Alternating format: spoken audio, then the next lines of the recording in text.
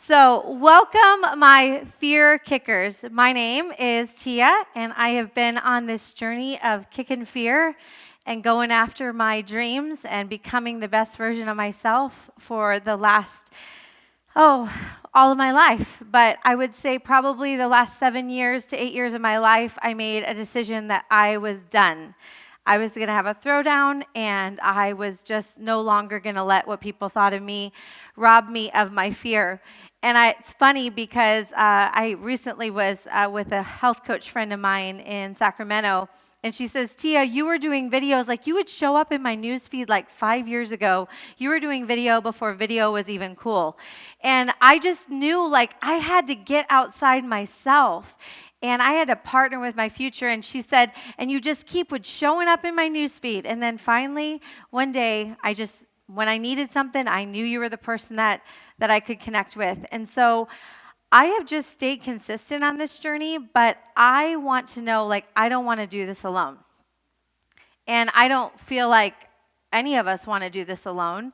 And I know that we know that we're made better together. We know that we're all really interconnected because I think about Ramon 20 years ago.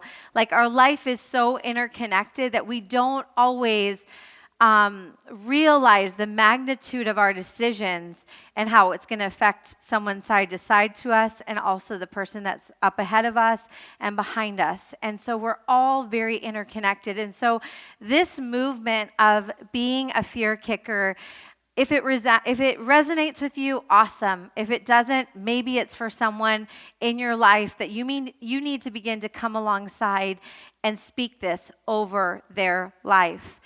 For me, for far too long in my life, I allowed the things, the obstacles, the cancer diagnosis of my mom, to the divorce of my in-laws, to, addiction that was robbing my siblings, to, like why I always got angry and I would lash out and I would blame my mom.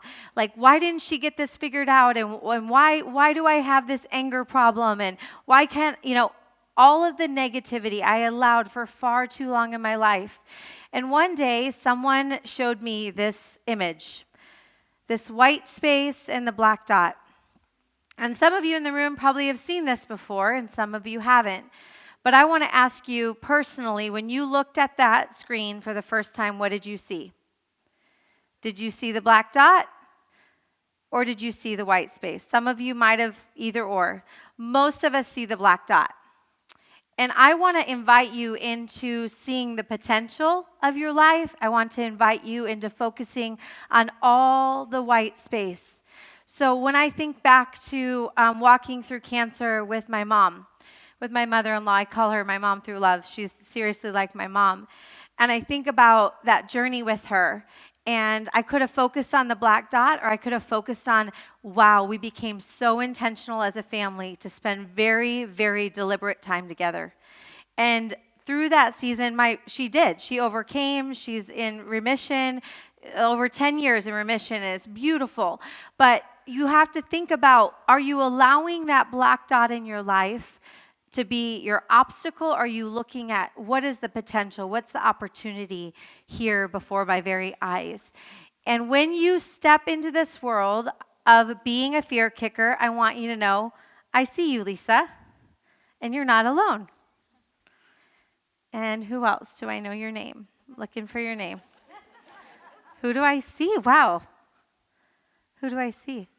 Morgan, I see you, and you're not alone.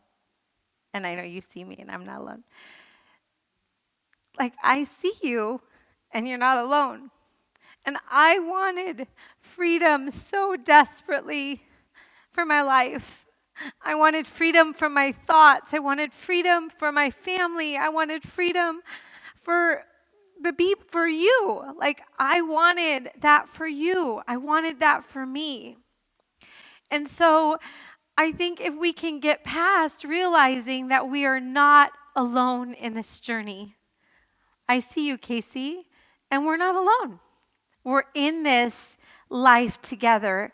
And we were put here by accident. There is purpose in everything that we are doing in our life. It matters. The decisions that you're making today matter for the future generations, and it matters when you look back also. Like the decisions I'm making today, do you know how they bless the past? I mean, I think when I'm standing up here today, I'm not standing up here as one.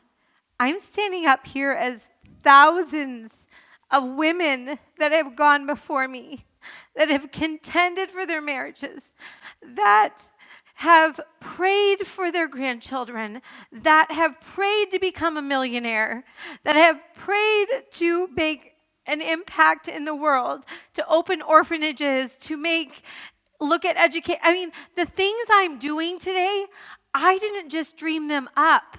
Somebody before me in my lineage said, I'm going to proclaim this, and it might not come true for the next 50, 100, 200 years. And so when I stand up here, that's what we're doing, you guys. We're doing this stuff for like future generations right now. It's huge what we're doing. And this is my main thing. I just want you to know you are not alone in this. And I had to laugh when my editor who came, and I did write a book, and it should be out in about 30 days. And it's 40 pages. It's not 350 pages, but it is a book, and I'm really excited about it. And when Jordan showed me this was an ad put out when Ernest Shackleton wanted to go to Antarctica, I think. He wanted to go on this expedition, and he put out this ad in newspapers all across the country, and it was, it's interesting because it says men wanted, and I do really feel like tonight, will the real Slim Shady please stand up? Will the real Gary please stand up? Will the Gene please stand up?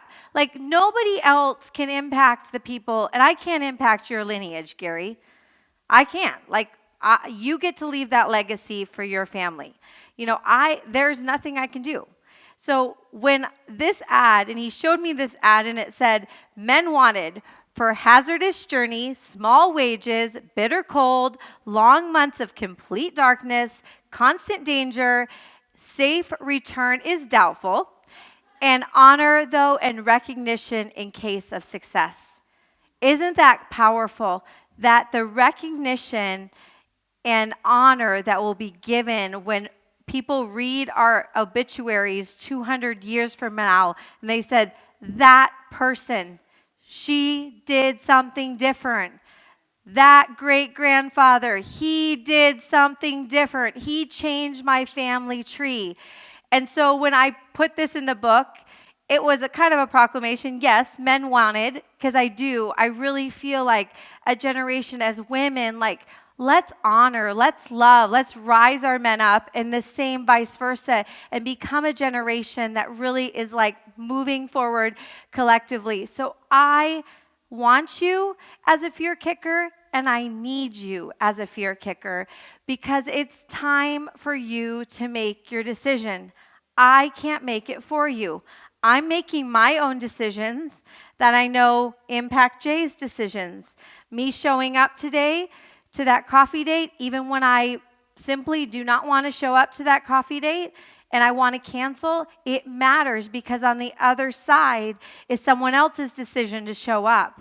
There is connectivity between all of us, and the world is waiting for you. It's crying out saying, yes, go for it. Why are we settling for just, this is okay. This is how it's always going to be. This is how successful I'm going to be. This is how it's always going to be. Here is the thing. It is essential that you name your freaking fear. Are you afraid to really go all out after it? Are you afraid of what people think about you?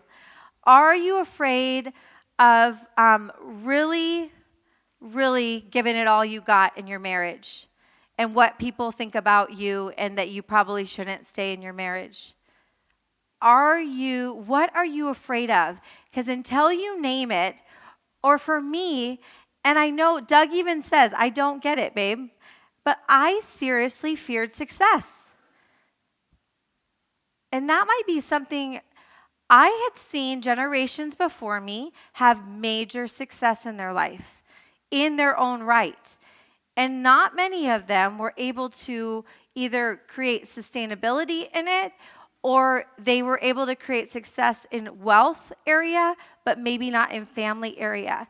And so for me to say, I'm afraid of being successful, was actually something I had to name it so that I could say, but I want to create a life that matters, has meaning, has significance, that has lasting impact. So for you, someone in the room needs to hear that. Like, it's okay to want to be successful, and it's okay to kind of fear it at the same time. I had to name that actually is something that I feared, to be able to move forward into my purpose. You know, fear kickers are wanted in this world. And when I think about my own journey of kind of finding myself, is nobody really came up to me and said, Tia, I want you to be a fear kicker. It was like in my mind, my mind was waking up. I was getting healthy. I had lost 40 pounds. I was being a much more patient mom and a lot more loving wife. I'm a more sexier wife, I'm sure. I was, having some success in this side hustle I was doing, and I was doing good. Life was good. It was more comfortable.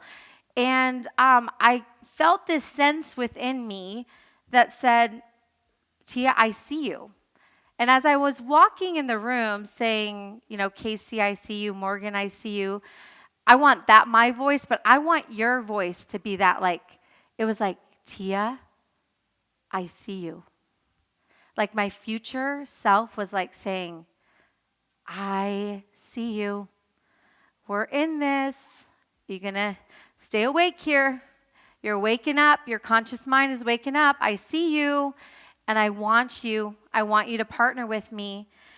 And so I want to invite you into something that I call partnering with your future self. And I want to give credit to my mentor, Helen Irwin, that I feel like is seriously a godsend in my life. Because over 7 years ago, this was awakening, and I felt a sense of myself, my future kind of calling me and saying, Tia, keep going after success. Keep doing the hard things. Keep going live on Facebook when everybody else my family's thinking, why are you going live again? Just doing the things that I knew in me, I needed to take the daily action steps. But when I was in the fall of last year in 2018, and Helen began to coach me, and I was talking to her about the mentorship I've had over my life and the counselors I've worked with and all of the conferences I'd gone to. And she's like, okay, Tia, well, that's really good. And she was, Helen came into my life to really be a guide. And she said, okay, I hear you getting mentorship a lot of outside of yourself. What about let's go on this journey to partnering with your future self. And she invited me to look out 25 years from now. Now, that was a little daunting. Anyone else? Daunting a bit? 25 years. So that would be 25. That's 65, right? Is that 65? I'm going to be 40. I'll be 65. So I had to let myself go there and imagine myself and what am I doing at 65 years old. And really go there. Allow myself to be in that moment, not wishing, not hoping, but where do I see myself? So I let myself go there. I said, I want to be on the Sea of the Galilee. I'm renting, I have an Airbnb there that is rented out throughout. My family is coming in. I have 10 grandkids. I know Maya, I'm like, you got to give me 5. So she can adopt some from somewhere. She probably will. She just went to Kenya this year. So, I just let myself go there. I'm healthy. I'm thriving. I'm running. I'm active. Doug and I are traveling the world, speaking together. I let myself go there. Now, those aren't your dreams. Those are my dreams, and I'm responsible for that. So I want to invite you into what are your dreams 25 years from now? Not wishing upon a star. actually letting yourself go there, because you are her, you are he. You are interconnected. And until you make a decision to connect with that future, it's not just going to happen. Nothing happens by accident. It is by deliberate decisions, day in, day out, and staying connected. And so, this invitation, these are some journaling exercises that were really powerful for me. And last night it was really great because I was in a barn, and so I was able to just have a really cool experience. So I hope I can help do this justice. And so, number one, what is your future self inviting me into? So for me, how I would respond to that, and this was an exercise I did for 30 days. So every day these are 7 questions that you can ask yourself, for 30 days. And then you can do it for another 30 days and another 30 days. Just keep doing it. So what is your future self inviting you into? For me, it was, what is it inviting me into? And for me, it's inviting me in to wake up early and to go running. Now, I have not been really great at this, and so that I'll answer those questions down below. But what is my future self inviting me into? So next year, I want to run in this marathon. And so with that, there's an invitation that my future self is inviting me into. Now, it's my responsibility to stay connected, but for a lot of my life, and I think for a lot of us, we should on ourselves. Like, we should do it. Like, if that's what you want to do, you want to run a marathon, you should be getting up and running every day. No, you shouldn't. Do you want to? Do you see her or do you see him running in a marathon? If you do, there's a connection point that happens. And I know it's an energy, I know it's crazy, but this was a paradigm for me. And what opportunities is my future self giving me?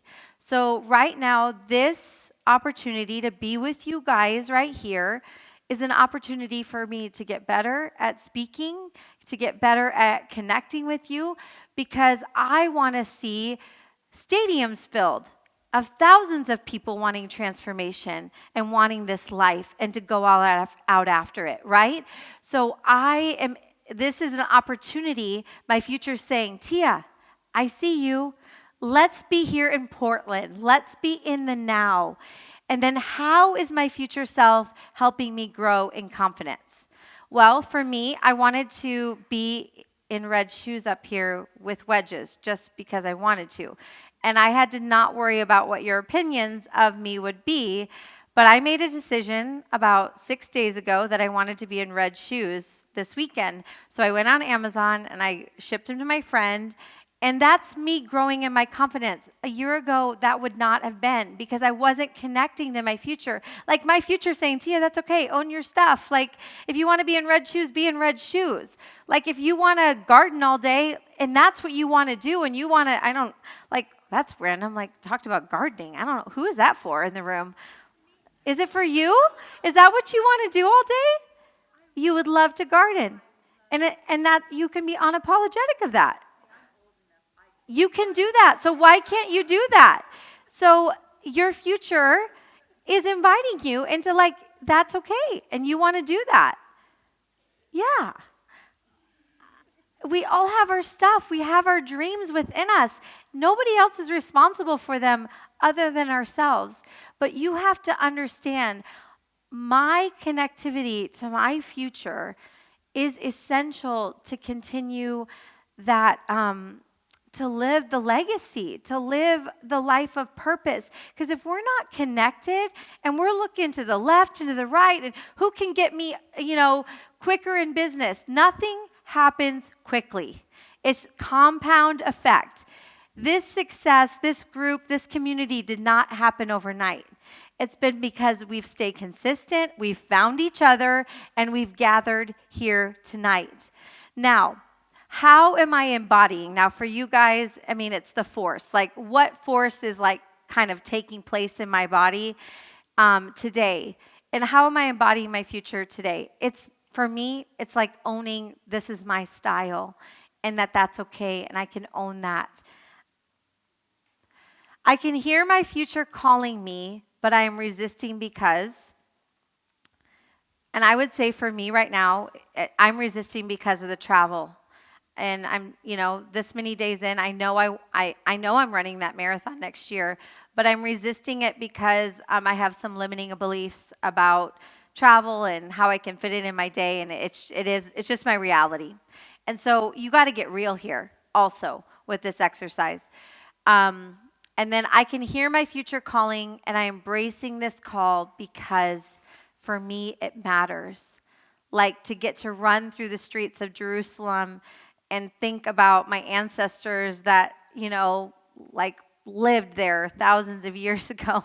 Like for me, that's just matters to me. And so it can be silly to you, but it matters to me.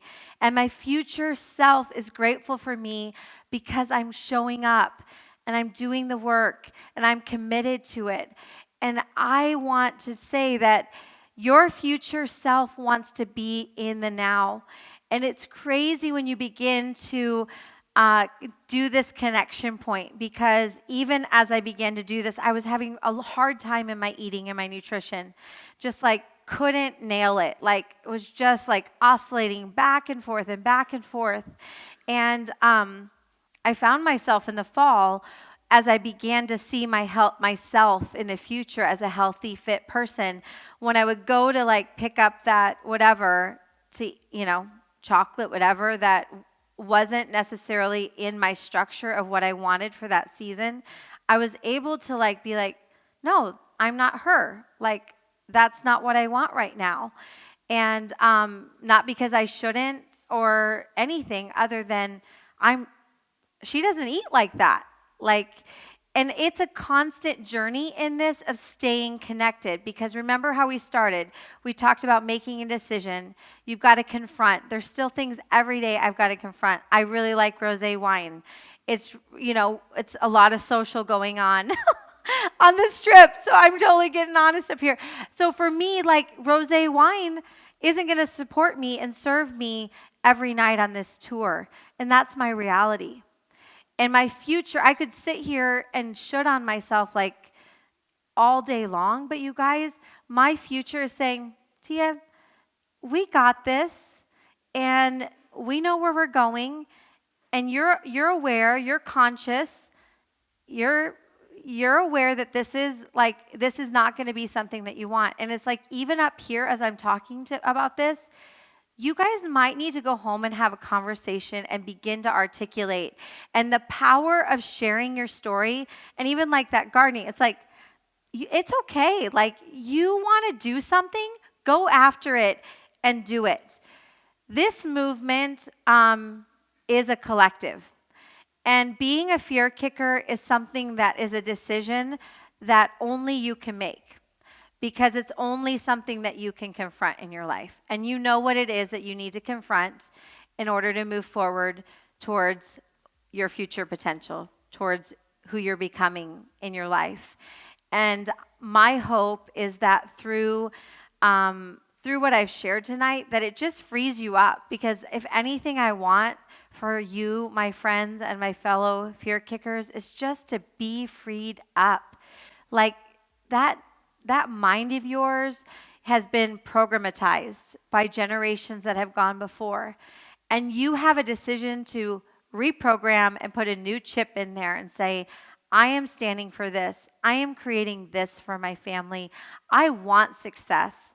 If you want to become a multimillionaire, go become a freaking multimillionaire and go open like 30 orphanages across the globe, or help with this education movement we're doing. Like, let's do this. Let's shift culture and do this together. Here is what I want to proclaim over your lives tonight, my friends. Fear is our enemy, and we stand as a united front against it. Fear is a liar, and how do we drown it out? Well, it whispers doubts all day long, but how do we drown it? Through our courage, through our bravery.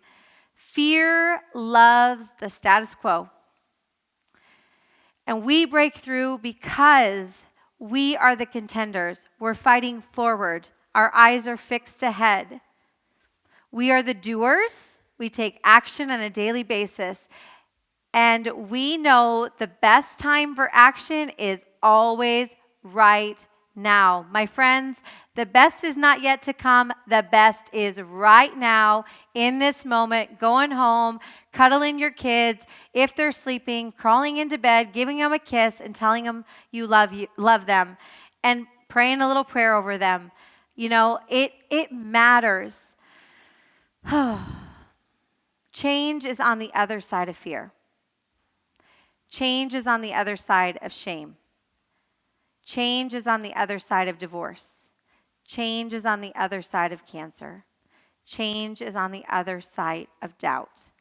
Every day, we choose to kick fear in the face. Thank you.